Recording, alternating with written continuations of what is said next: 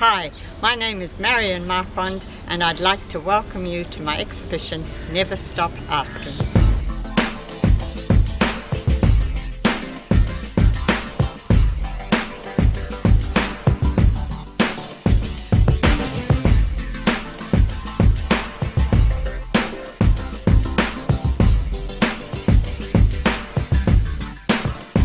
First of all, I'd like to say thank you very much to Marion for the opportunity to attend the opening here, and thank you all for coming. I was very fortunate to have a brief guided tour of the exhibition, and Marion was sort of talking about subjects that she returns to, and then said that she asks some very provocative questions in the art that she creates. And so I've been reflecting on the provocative questions that she's been asking, and I'm going to start with this painting over here in the corner.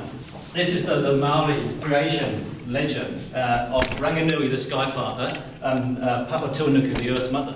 And the text says, "Earth Mother, why have we forsaken you?" And in the myth or the legend of Rangi and Papa, they're in a tight embrace with Rangi and Papa closely bound together. And then the children are crushed between them. And the children, in particular Tane Mahuta, prize the mother and the father apart, and the sky and the earth are separated, and the children live in the zone in between. And I think that's the kind of theme that you're talking about here. When we the children, occupy the space between the earth and the sky, compromises have to be made. How do we live in that space? There aren't any easy answers to these questions, but it's for each of us to try and work out how to respond personally. And I think, I'm guessing that's what you're hoping to generate in us, is the response to those questions that you're asking. So, I am. So, thank you. Well, over to you. Thank you. Thank you for your support. Thank you to all the inspiration that I've gained from friends, from books, from family. Thank you all.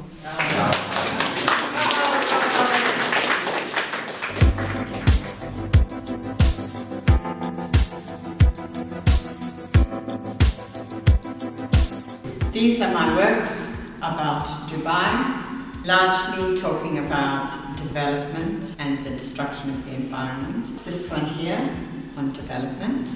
This one on the dropping of the water tables all over the Arabian Peninsula.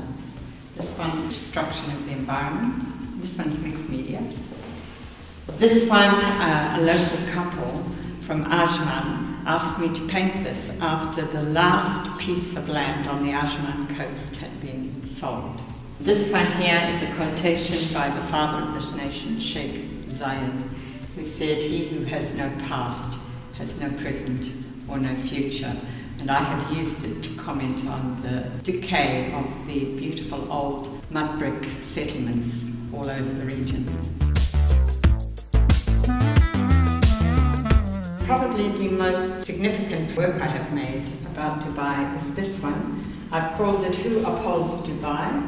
and it pays tribute to all the workers from all over Asia and the Middle East who have built this city and who continue to uphold it. I had a very interesting and sometimes sad time doing research for this work. I used all sorts of people. This man here is my gardener. These were workers from my school. And this one here is my husband, hammering. And in this corner, I have a little figure that I actually took from Margaret Hudson Ware. It was from her beautiful work about the refugees. And this is my tribute to her.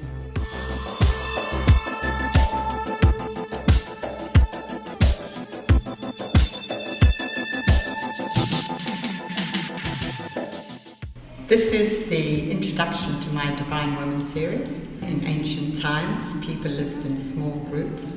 They worshipped the female earth. They followed the cycles of nature. There was no evidence of war. And then out of the north came the warlike tribes who had to destroy the religion and the reverence for life to justify their war, rape and pillage. The best example of this is the Gilgamesh epic, where Gilgamesh kills the earth in the form of a dragon. The Earth Mother evolved into many female divinities. This one here is from France, 20,000 years ago. Isis from Egypt, Cosmic Mother from India, from Mexico, from Africa, from New Zealand, and Mary. This work is mixed media on board. The figures are made of polystyrene, which has been etched, and then I use these figures to print this print here over dye, and this print here just on paper.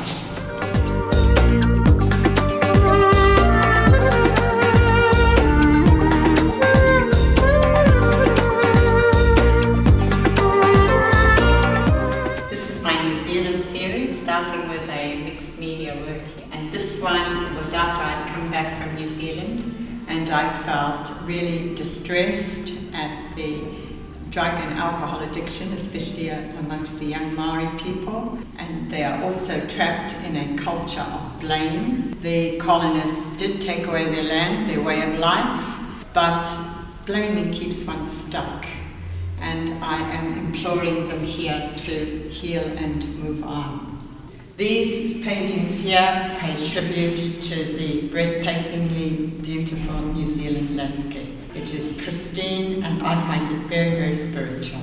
After we went this July on a trip on the Dark River, and it was so gorgeous, and the snow reflected on the river, so I made this painting, and I have included on it a poem, a prayer from the 7th century, Celt prayer. And it says things like, I am the murmur of the leaves rustling, I am the size of the mighty kauri tree. And I have used this to try and just express the incredible spirituality that I feel. When I showed a friend, the one we just spoke about previously, she said she felt the same in the desert. And so I painted this one about the desert here in the UAE to pay tribute to the country that's hosted me for the past 7 years. And I've included another poem to express its spirituality. And this acrylic on canvas is another comment on the Middle East. This is a prayer for Palestine, Ilamata, how long?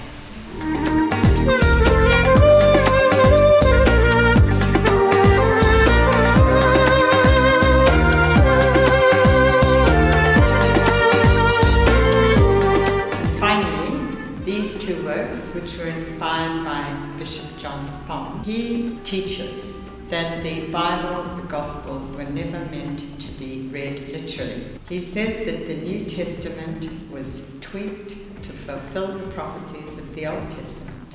And things like the birth in Bethlehem and the resurrection did not take place as they're written in the Gospels. This acrylic on canvas is a comment on the resurrection, and it literally quotes Bishop Spong when he said, would a loving father have planned this for his son? This acrylic on canvas is an interpretation of God, God as the pantheistic being in whom we all dwell, who is within us, God as serenity, love, life, absolute, all these beautiful words. Thank you so much for watching this video. I hope you've enjoyed it as much as I've enjoyed expressing my thoughts in these paintings.